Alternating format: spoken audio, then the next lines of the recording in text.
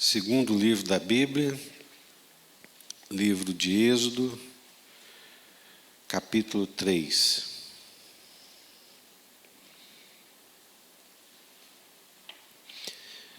Apacentava Moisés o rebanho de Jetro, seu sogro, sacerdote de Midian, e levando o rebanho para o lado ocidental do deserto, chegou ao monte de Deus, a Horebe. Apareceu-lhe o anjo do Senhor numa chama de fogo no meio de uma sarça. Moisés olhou e eis que a sarça ardia no fogo e a sarça não se consumia. Então disse consigo mesmo: irei para lá e verei essa grande maravilha, porque a sarça não se queima ou não se consome. Vendo o Senhor que ele se voltava para ver, Deus, do meio da sarça, o chamou e disse: Moisés, Moisés. E ele respondeu: eis-me aqui. Deus continuou: não te chegues para cá. Tira as sandálias dos pés, porque o lugar em que estás é terra santa. Disse mais: eu sou o Deus de teu pai, o Deus de Abraão, o Deus de Isaque e o Deus de Jacó. Moisés escondeu o rosto porque temeu olhar para Deus. Disse ainda o Senhor: certamente vi a aflição do meu povo que está no Egito e ouvi o seu clamor por causa dos seus exatores. Conheço-lhe o sofrimento. Por isso desci a fim de livrá-lo da mão dos egípcios e para fazer subir daquela terra a uma terra boa e ampla, terra que mana leite e mel, o lugar do cananeu, do eteu, do amorreu, do ferezeu, do eveu e do jebuseu, pois o clamor dos filhos de Israel chegou até mim. E também vejo a opressão com que os egípcios os estão oprimindo. Vem agora e eu te enviarei a Faraó, para que tires o meu povo, os filhos de Israel, do Egito. Então disse Moisés a Deus: quem sou eu para ir a Faraó e tirar do Egito os filhos de Israel? Deus lhe respondeu: eu serei contigo, e este será o sinal de que eu te enviei. Depois de haveres tirado o povo do Egito, servireis a Deus neste monte. Disse Moisés a Deus: eis que quando eu vier aos filhos de Israel e lhes disser: o Deus de vossos pais me enviou a vós outros, eles me perguntarem: qual é o seu nome? Que lhes direi? E o Senhor disse a Moisés: eu sou o que sou. Disse mais: assim dirás aos filhos de Israel: eu sou, me enviou a vós outros. Disse Deus ainda mais a Moisés: assim dirás aos filhos de Israel: o Senhor, o Deus de vossos pais, o Deus de Abraão, o Deus de Isaque e o Deus de Jacó, me enviou a vós outros. Este é o meu nome eternamente, e assim serei lembrado de geração em geração. Vai, ajunta os anciãos de Israel e dize-lhes: o Senhor, o Deus de vossos pais, o Deus de Abraão, o Deus de Isaque, o Deus de Jacó, me apareceu dizendo: em verdade vos tenho visitado e visto o que vos tem sido feito no Egito. Portanto, disse eu: far-vos-ei subir da aflição do Egito para a terra do cananeu, do eteu, do amorreu, do ferezeu, do eveu e do jebuseu, para uma terra que mana leite e mel. E ouvirão a tua voz.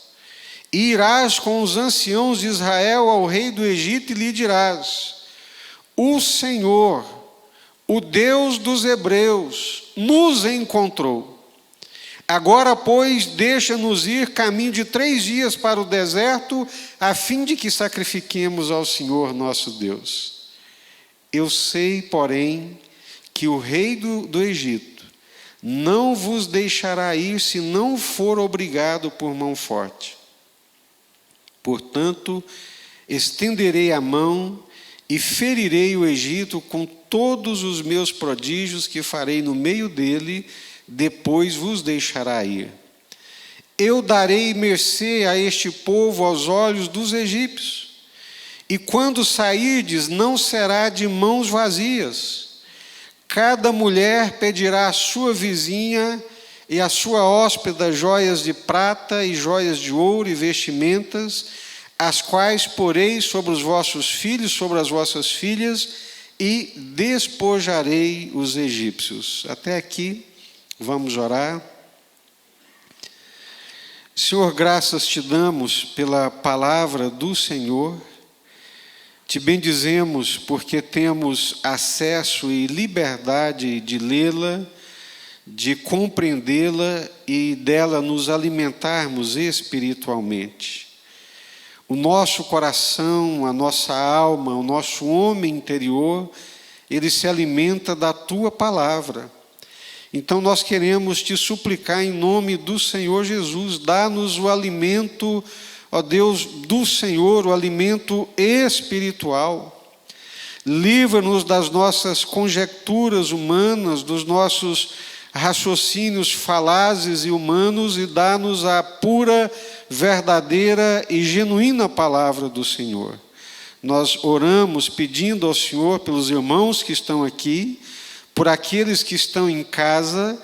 Livra-nos, ó Deus, das distrações, da indiferença, da indolência e dá-nos corações despertos para ouvirmos, entendermos e vivermos a tua palavra. É o que nós oramos e pedimos em nome do Senhor Jesus, Pai.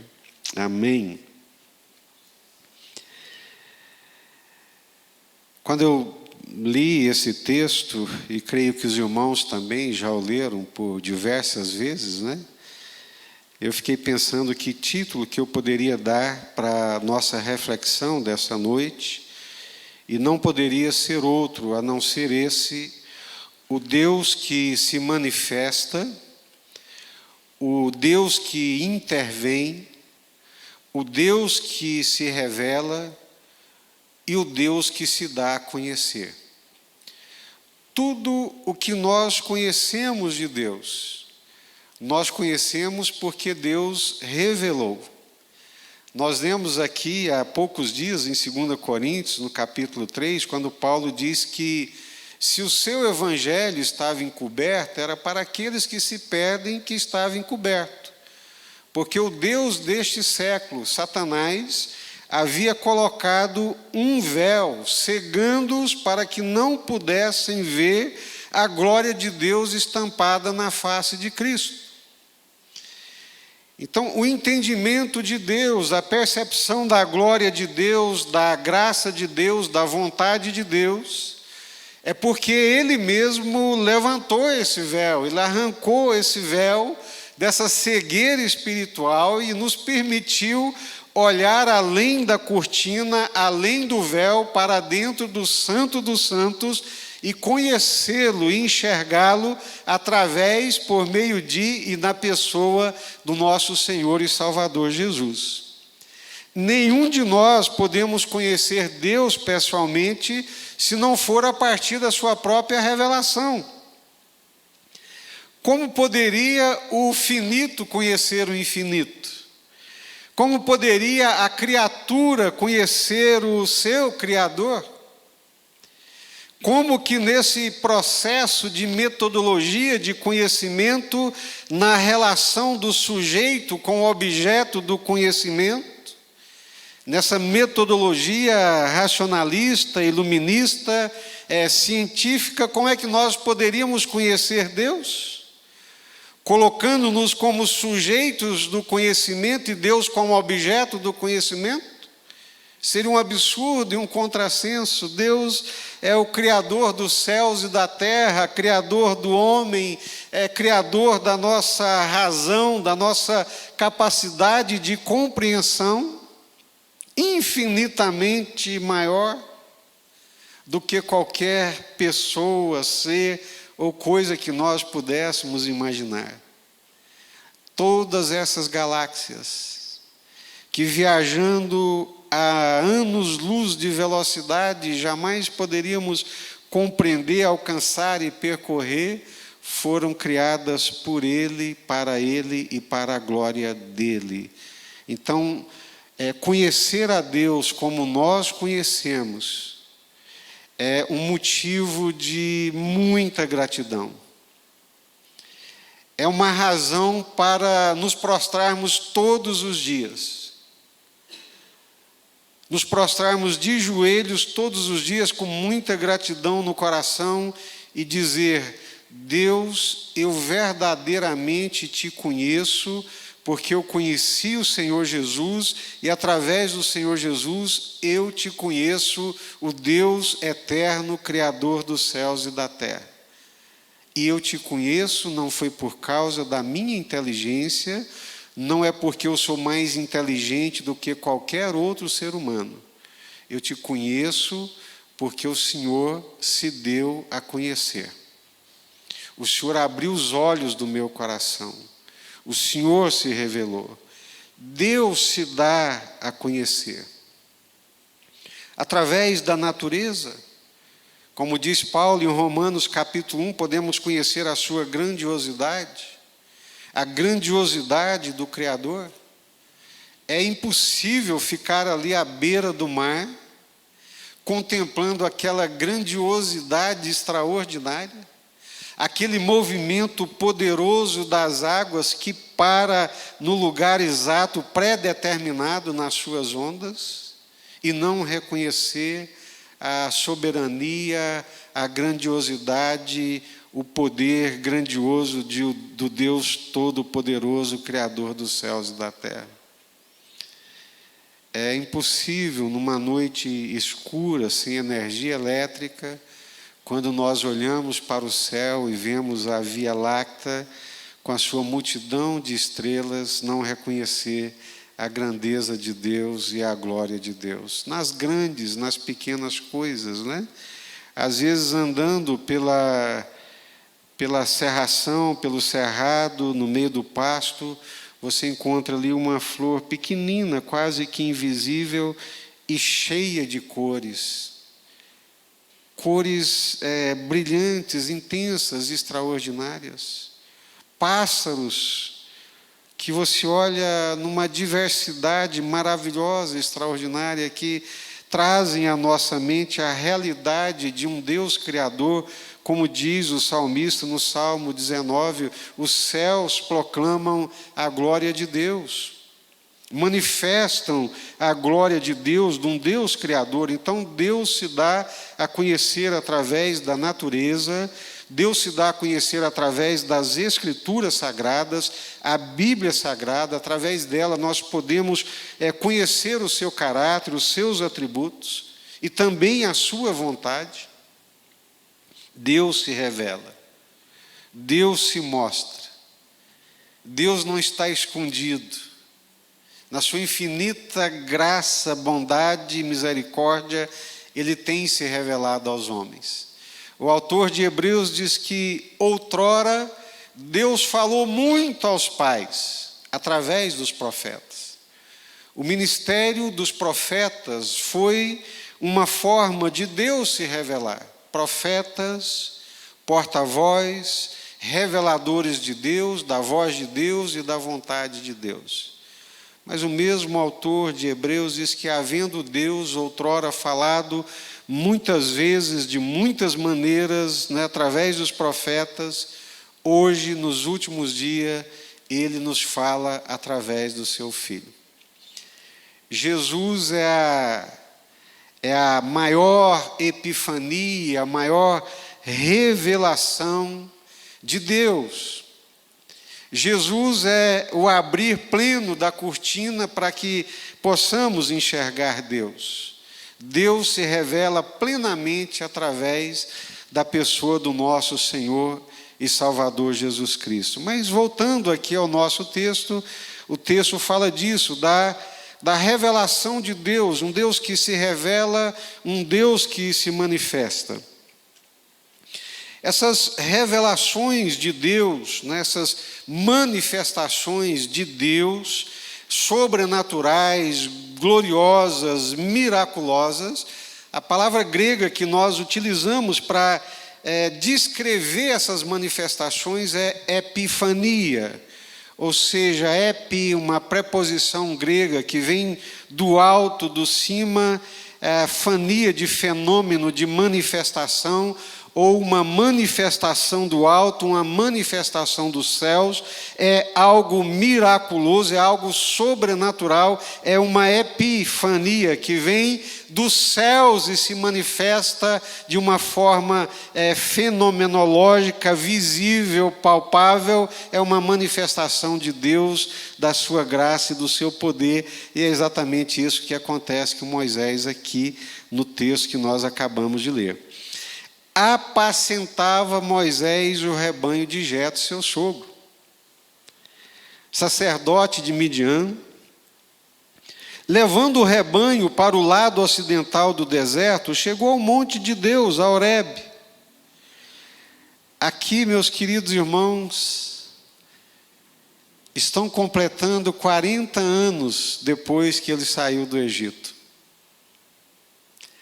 40 anos de deserto, 40 anos saindo todos os dias de manhã, conduzindo as ovelhas para as pastagens, buscando os melhores lugares para poder colocar aquelas ovelhas. E esse dia, para Moisés, era um dia como outro qualquer.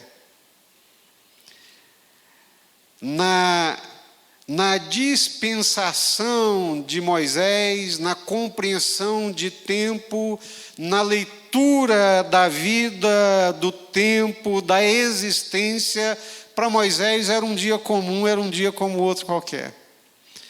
Mas na dispensação de Deus, da graça de Deus, da revelação de Deus, dos planos de Deus, aquele seria um grande e extraordinário dia na vida de Moisés. 40 anos de rotina, 40 anos trabalhando com aquelas ovelhas, um dia comum como tantos outros na vida de Moisés.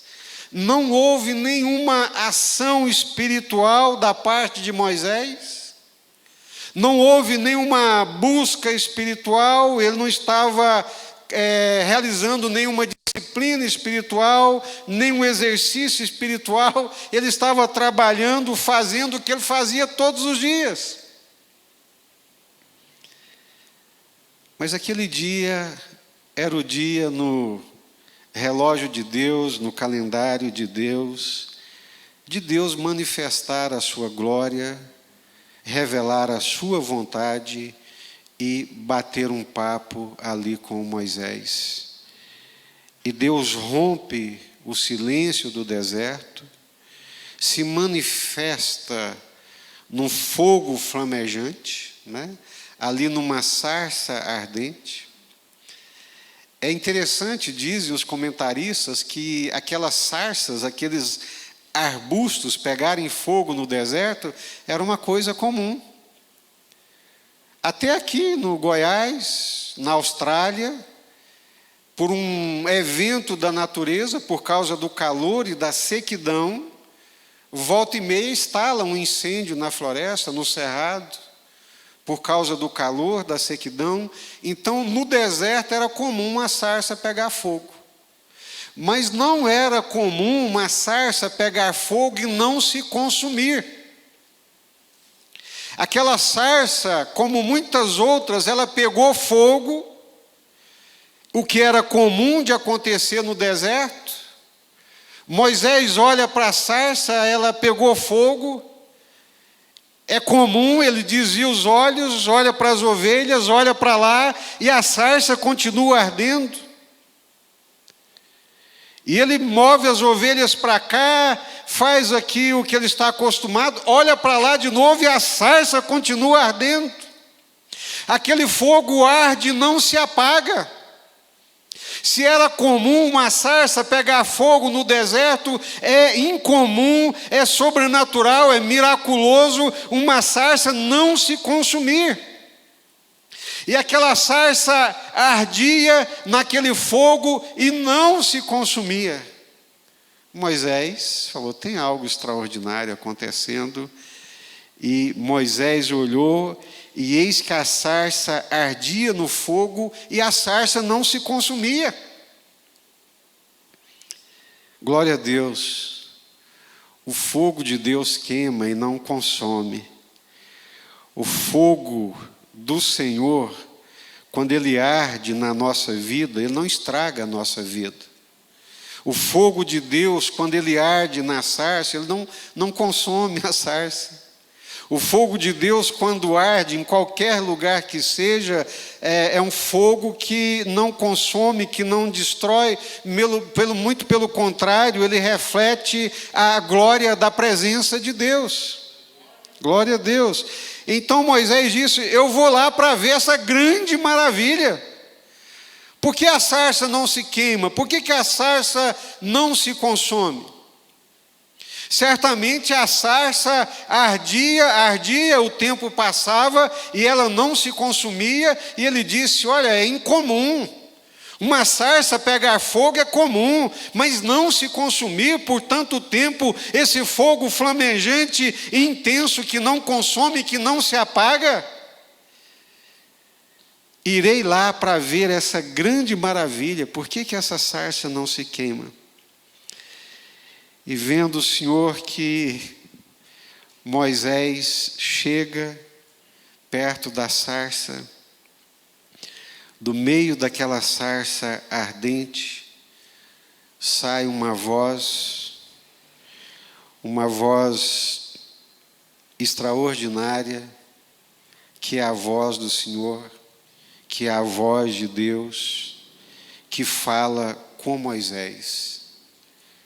Deus é criador dos céus e da terra, Deus é criador das estrelas, Deus é criador dos mares, das flores, de tudo que se vê, de tudo que se possa imaginar, mas Ele é um Deus pessoal, Ele é um Deus que possui personalidade, é um Deus que possui vontade, é um Deus que possui afeto, é um Deus que possui afeições. Nós somos o que somos porque fomos criados à imagem e à semelhança dEle. Nós somos pessoais, somos relacionais, porque fomos criados à imagem e à semelhança dEle. Esse Deus é um Deus pessoal. Ele se revela de uma forma miraculosa, gloriosa, mas Ele conversa com Moisés. O Senhor fala com Moisés.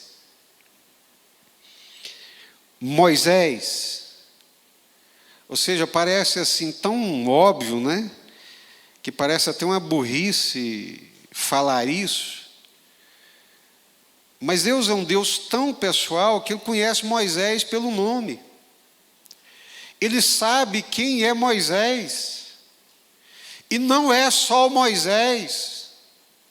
Quando o Senhor manda Ananias ali para orar com Saulo, o Senhor dá um endereço de onde Saulo está, o nome do dono, anfitrião da casa, e diz para Ananias ir lá para orar com Saulo de Tarso. Ou seja, esse Deus grandioso, todo-poderoso, extraordinário, é um Deus pessoal, é um Deus que se revela, é um Deus que nos conhece pelo nome. Deus sabe o nome de Moisés, assim como sabe o meu e sabe o seu nome também. Deus sabe que Moisés está há 40 anos no deserto, num processo de Deus, num trabalhar de Deus, assim como Deus conhece a minha vida e conhece a sua vida também. Deus não perdeu o controle, o conhecimento, o relacionamento e a capacidade de se relacionar conosco. Deus é um Deus que fala. Deus é um Deus que nos conhece pelo nome. Deus chama Moisés, chama-o pelo nome e lhe diz: Moisés, eu sou o Deus do teu pai, meu amigo. Eu sei quem você é, mas sei quem é o seu pai também. Seu pai me servia, Moisés. Seu pai me conhecia. Eu sou o Deus de teu pai. Versículo 6. Disse o Senhor para Moisés: eu sou o Deus de teu pai. O teu pai Arão, que se casou com a Joquebede, eles eram meus servos. Eu sou o Deus deles, Moisés. Eu sou o Deus de Abraão. Eu sou o Deus de Isaac. Eu sou o Deus de Jacó. Aí Jesus pega aqueles saduceus que armaram, né, uma pegadinha para Jesus, uma armadilha para Jesus. Os saduceus não acreditavam na ressurreição, eles eram materialistas, eles acreditavam que morreu, acabou, não acreditavam na ressurreição, não acreditavam no mundo vindouro. Imagina! E eram os controladores do templo, eram os sacerdotes, mas não acreditavam na ressurreição, não acreditavam no mundo vindouro, e armaram para Jesus. Senhor, a lei de Moisés, através da lei do levirato, diz que quando um homem morrer, o seu irmão vai se casar com a mulher. Verdade, é lei de Moisés, está lá em Levíticos, Deuteronômio também. Pois é, Senhor.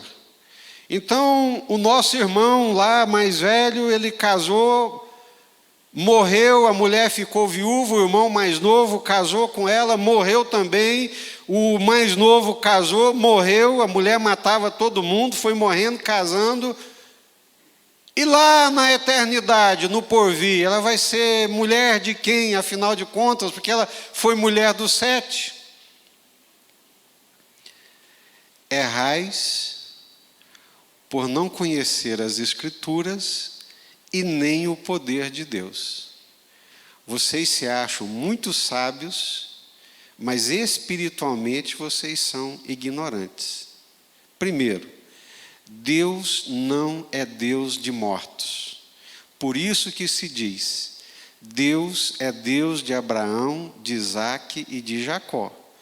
Não está dizendo que Deus era Deus de Abraão, não. Deus é. Aqui, eu sou o Deus de teu pai, o Deus de Abraão, o Deus de Isaque, o Deus de Jacó. Numa prova cabal de que esses homens de Deus, servos de Deus, que morreram na aliança de Deus, que morreram numa fé futura no Senhor Jesus, eles estavam vivos e conscientes na presença de Deus. Glória a Deus. Eu sou o Deus de teu pai, Moisés. Eu sou o Deus de Abraão, de Isaque e de Jacó. Ou seja, um Deus que se manifesta, um Deus que se revela, um Deus que é pessoal. O nosso Deus é um Deus pessoal. Jesus veio revelar esse Deus pessoal. E Jesus o revelou que Ele é o nosso Pai celestial. Amém. Glória a Deus, aleluia. Deus também se revela ao seu povo, assim como revelou a Moisés, Abraão, a Isaque, Jacó. Ele se revelou a nós da mesma forma e da mesma maneira, através da nossa fé no Senhor Jesus Cristo. Eu não sei o que significa para vocês, mas saber que Deus me considera da mesma forma como Ele considera o Abraão, o Isaac, o Jacó, o Moisés, não tem mais nada que eu quero dessa vida a não ser esse reconhecimento da parte de Deus que eu já tenho por causa da minha fé no meu Senhor e Salvador Jesus Cristo. Deus é um Deus pessoal. Mas preste atenção, meus queridos. Talvez esse seja o ponto alto aqui da nossa mensagem. Eu tenho sido muito perguntado nas nossas escolas dominicais, né, sobre a hipergraça, esse relacionamento dos dias atuais que as pessoas querem ter com Deus. Então, eu comecei lhes dizendo que nós só podemos conhecer Deus a partir dele mesmo. Isso é uma questão de lógica. Não tem como o homem, num processo de conhecimento, ser o sujeito do conhecimento, objetificando Deus, transformando Deus no objeto do conhecimento. É um absurdo. Por isso que nós não conhecemos Deus pela razão, mas nós o conhecemos pela revelação. Quem tentou conhecer Deus pela razão foram os filhos de Caim. Essa descendência que continua até hoje na terra. Mas os descendentes de Abel, pela fé, conhecem Deus pela revelação. Então é assim que nós conhecemos Deus, é porque Ele se revelou, porque Ele manifestou em graça, em misericórdia, Ele se deu a conhecer. E Ele se mostra como um Deus pessoal, que fala, que chama Moisés pelo nome, que também nos conhece pelo nosso próprio nome, que sabe onde nós moramos, que sabe onde nós trabalhamos, quem são os nossos filhos. Deus sabe de todas essas coisas e se relaciona conosco dessa maneira. Mas esse Deus pessoal, Ele continua sendo El Shaddai, o Senhor Deus Todo-Poderoso. Cuidado, Deus não é um igual a nós. Deus não é como homem, nem uma criação da nossa imaginação. Ele é totalmente transcendente. Ele é totalmente outro, completamente diferente de nós. Apesar de se revelar, de ser um Deus pessoal, Ele é completamente elevado acima e diferente de nós. Ele é Deus.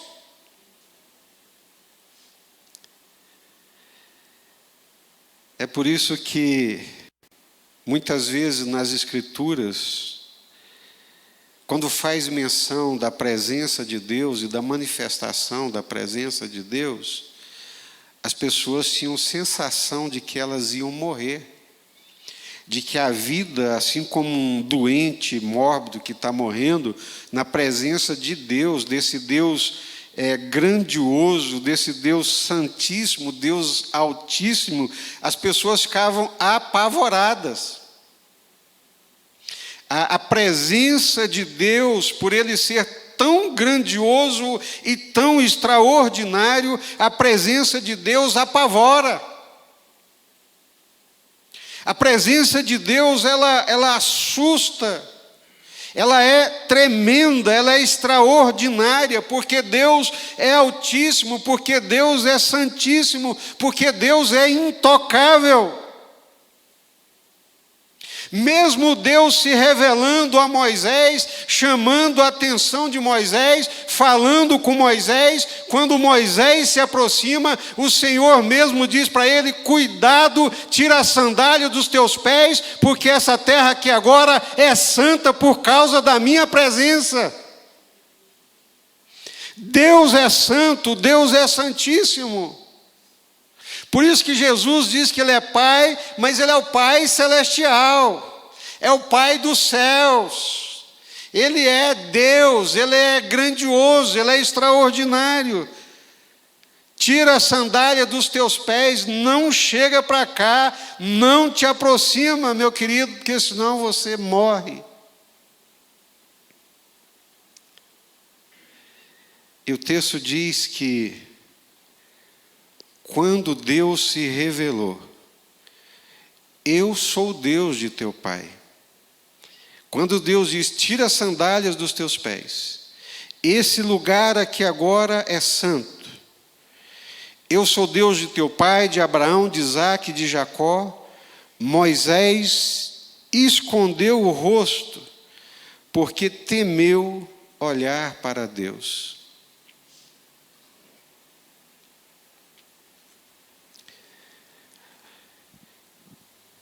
Algumas formas de se referir a Deus, de pretensas intimidades com Deus, ou é ignorância, ou infantilidade, ou é um completo desconhecimento do Deus da Bíblia, esse Deus de Abraão, de Isaque e de Jacó.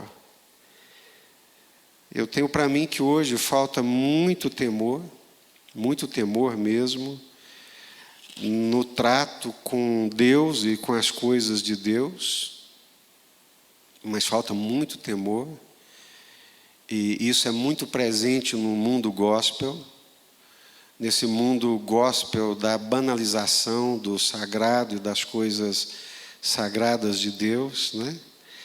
É um intimismo que é projeção da carnalidade humana em Deus. É projeção das carências da alma humana em Deus.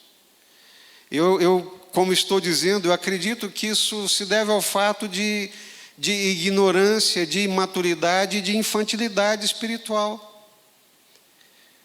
Eu me lembro, já novo convertido, e eu ficava assim com um nó na cabeça, porque eram pessoas que estavam na igreja, eu ia para as vigílias de oração, e chegava lá alguns orando, dizendo, Senhor, eu quero sentar no teu colo, eu quero alisar a tua barba, Senhor. Eu falo, meu Deus, o que está acontecendo aqui? Isso é projeção de um sentimento humano num Deus grandioso, no Deus Todo-Poderoso.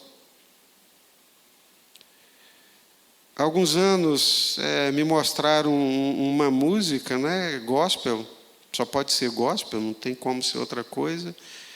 A pessoa cantando, dizendo, eu quero calçar as tuas sandálias, Senhor, eu quero vestir a sua camisa. Eu não sabia se ela estava cantando para Deus, para o namorado, para um amante, para o marido, ou para quem que era.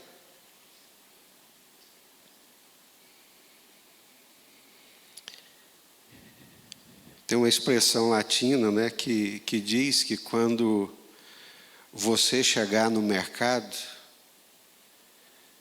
caveat emptor, cuidado, comprador. Cuidado quando você chegar no mercado.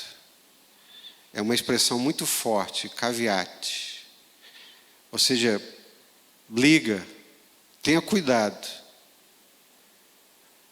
Eu acho que é a mesma expressão quando nós nos aproximamos de Deus. Tenha cuidado. Moisés, sou eu que estou me revelando. Foi minha graça que te chamou aqui nesse dia, nessa hora. Mas eu sou o grande, eu sou. Eu sou o Deus Todo-Poderoso. Tira as sandálias, porque aqui é santo. Presença de Deus, a relação com Deus, o nome de Deus. Não chamarás o nome do Senhor teu Deus em vão. Essa aproximação assim, intimista de Deus, isso é carência humana, isso é projeção de carência humana em Deus. Tratar Deus como... Não, gente, não é o Deus da Bíblia.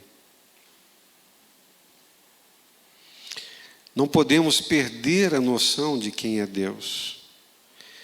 Ele nos chama, Ele se revela, nos chama para a sua presença, nós podemos andar junto com Ele, podemos ter um relacionamento muito íntimo e pessoal com Deus, podemos ter um relacionamento de amizade com o Senhor, mas nunca podemos nos esquecer de quem é quem nessa relação.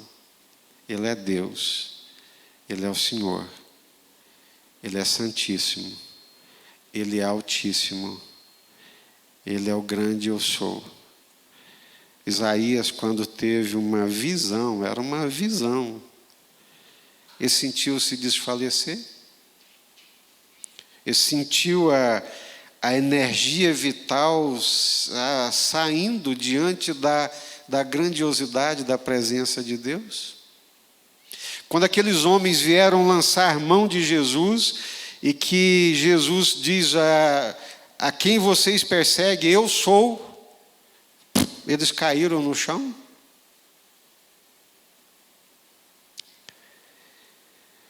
É um Deus que se manifesta, que se revela, é um Deus pessoal, mas, por favor, caveate, cuidado com as coisas de Deus. Quem punha a mão na arca de Deus sem poder colocar a mão era sapecado. Na velha aliança, na aliança antiga. O rei Uzias, um dos mais próximos, que revolucionou a economia e o estado de Judá, entrou dentro do templo, porque queria não apenas o poder político, o poder temporal, mas queria também o poder espiritual. Quando ele entra dentro do templo e resolve ele oferecer incenso ali dentro do templo, os sacerdotes do Senhor o cercaram e disseram: não lhe é permitido fazer isso, rei Uzias.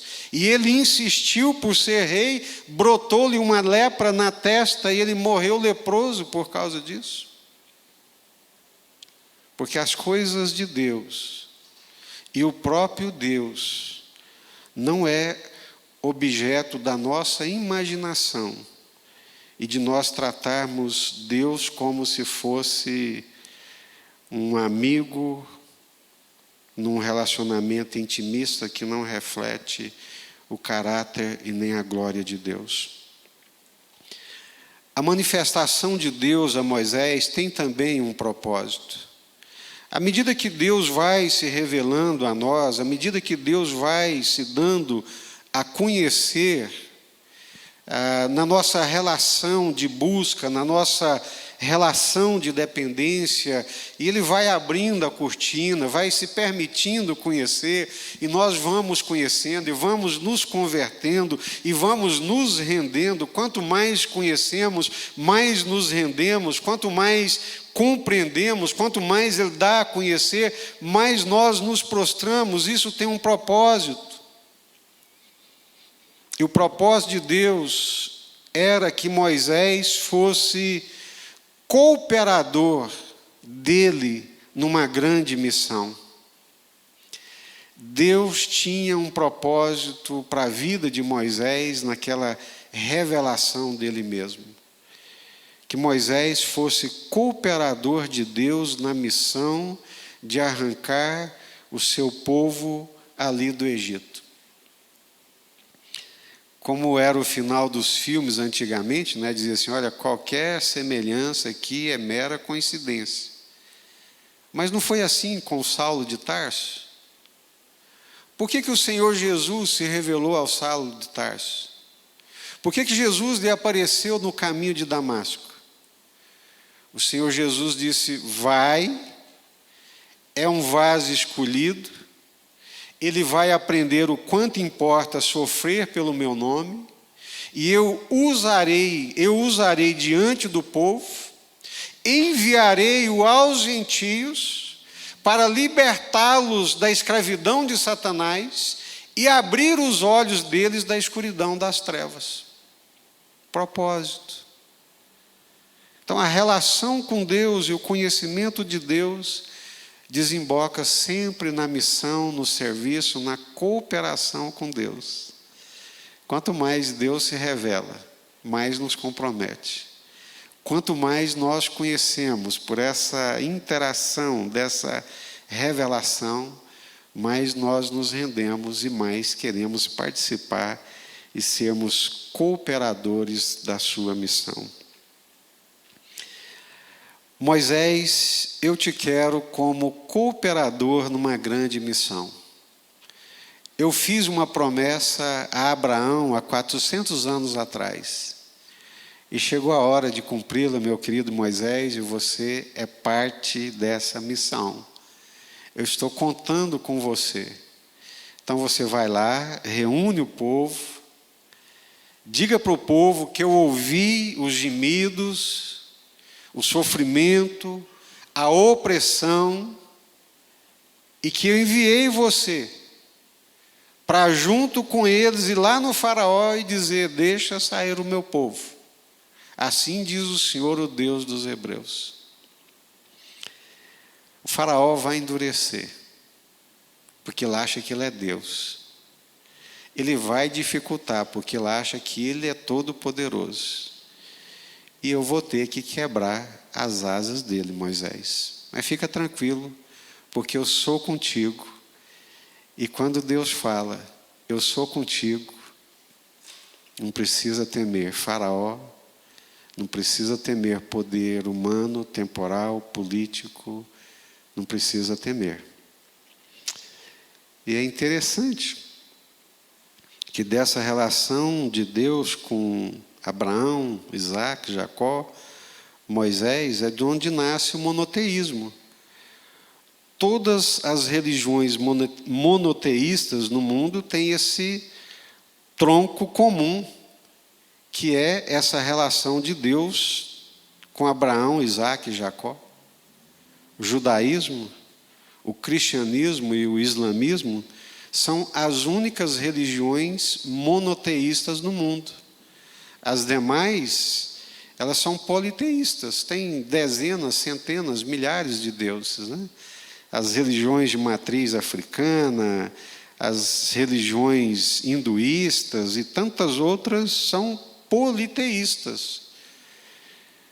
Porque Deus está dizendo para Moisés: eu vou mostrar para Faraó quem é Deus de verdade. Vamos orar? Curva a sua cabeça. Deus se revelou a nós na pessoa do Senhor Jesus Cristo. Assim como Deus se revelou a Moisés naquela sarça ardente, hoje Ele se revela a nós em Jesus, seu Filho amado. Jesus nos abriu o caminho para chegarmos à presença do Pai. Mas não podemos nos esquecer que esse caminho foi a sua carne rasgada na cruz. Teve um preço. Podemos sim chegar à presença de Deus pelo novo e vivo caminho. A carne de Jesus, o sangue de Jesus. Temos acesso à presença de Deus. Mas não podemos nos esquecer que esse Deus é o Deus Todo-Poderoso, El Shaddai, Criador dos céus e da terra. O Deus que Isaías viu, os serafins clamando a plenos pulmões: Santo, Santo, Santo é o Senhor. E os limiares do templo se moviam, a fumaça subia, e Isaías ficou ali apavorado diante da manifestação da glória de Deus. Vamos tirar da nossa cabeça essa ideia de um Deus coitadinho, carente, que necessita dos nossos afagos ou das nossas manifestações de carinho. Deus não precisa disso. Deus precisa de um relacionamento sincero. Deus se alegra no seu povo, Deus se alegra nos seus santos. principalmente quando esses são íntegros, fiéis e vivem uma vida agradável a Ele, para a sua glória e para o seu louvor. Senhor, louvado seja o teu nome. Não é novidade, fica até chato ficar falando essas coisas, Senhor, mas vivemos dias de uma espiritualidade tão vazia e tão distante da revelação do Senhor na tua palavra. Parece que não lemos mais a Bíblia, parece que perdemos os marcos antigos dos nossos pais na fé, esses marcos de Abraão, Isaque, Jacó, que chamava o Senhor de temor do meu pai Isaque. Parece que perdemos os referenciais, Deus, do temor ao Senhor. E vivemos nesses dias de libertinagem, de confusão espiritual. Deus, tenha misericórdia de nós, Senhor. Como é grandioso e extraordinário fazer parte dessa manifestação, dessa revelação da tua face, ó Deus, em Cristo Jesus.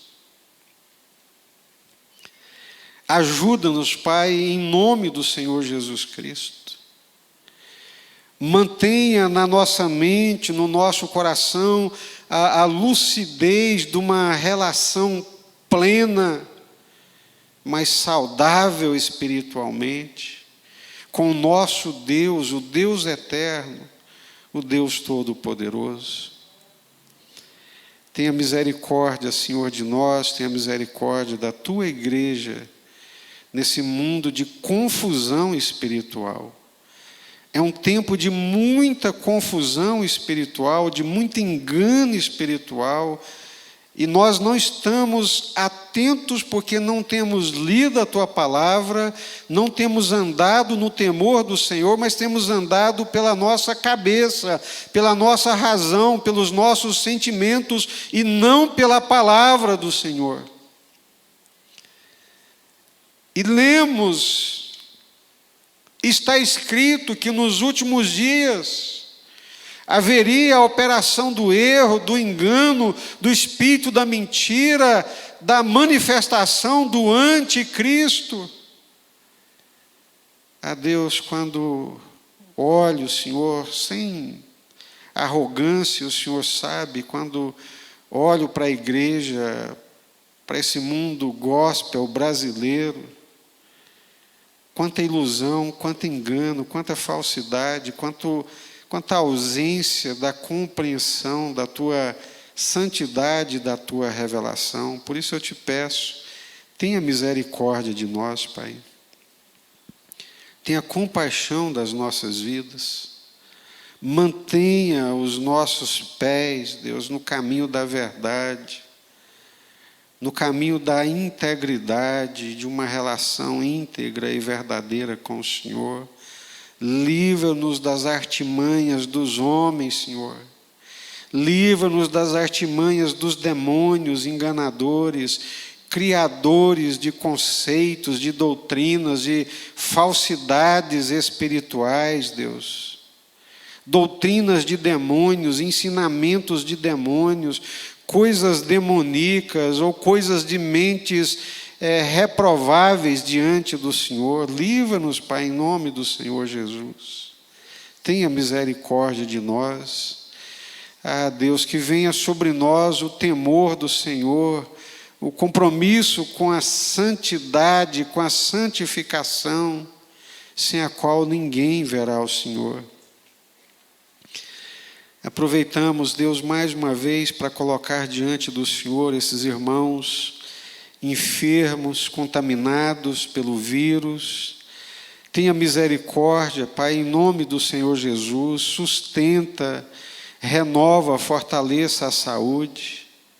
Esses que estão assustados, amedrontados, traga paz, tranquilidade e segurança sobrenaturais para o coração. aqueles que estão passando por momentos difíceis financeiramente. Abra a porta, Deus, abra uma porta, abra um caminho, porque o Senhor é Deus e pode fazer isso. Nós oramos, pedimos e clamamos tudo isso em nome do nosso Senhor e Salvador Jesus. Amém? Que Deus